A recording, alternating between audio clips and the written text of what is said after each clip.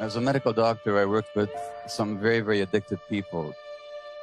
People who use heroin, cocaine, alcohol,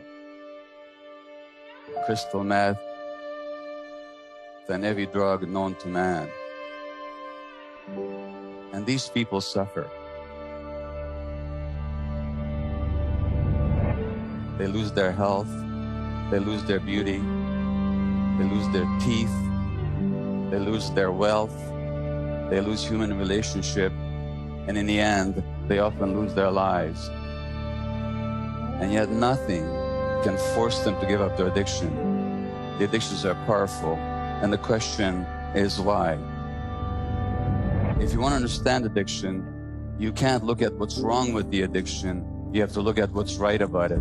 In other words, what is the person getting from the addiction that otherwise they don't have? And what addicts get are relief from pain, a sense of peace, a sense of control, a sense of calmness, very, very temporarily. And that's what the real question in addiction is, not why the addiction, but why the pain. If you want to ask the question of why people are in pain, you can't look at their genetics. You have to look at their lives.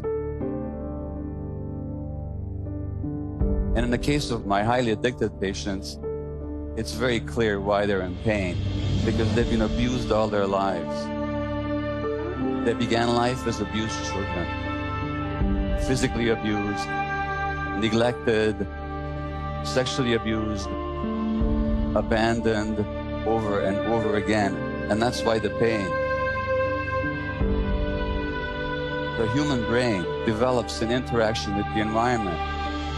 The kind of environment that a child has will actually shape the development of the brain.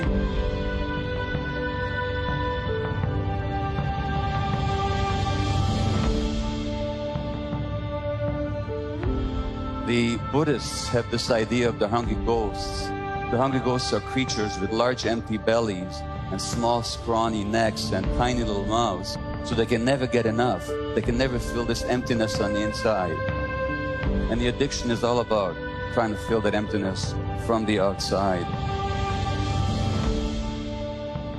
From that perspective, you can understand that there's many, many addictions. Yes, there's the addiction to drugs, but there's also the addiction to consumerism, the addiction to sex, to the internet, to food. For each person, there's a different way of feeling the emptiness. But the emptiness always goes back to what we didn't get when we were very small.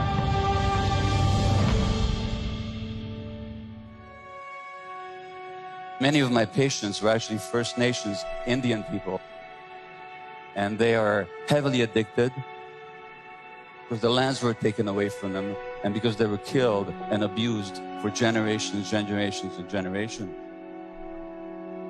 If we can understand the suffering of these native people and how that suffering makes them seek relief from pain in their addictions, what about the people who are perpetrating it? What are they addicted to? Well, they're addicted to power. They're addicted to wealth. They're addicted to acquisition.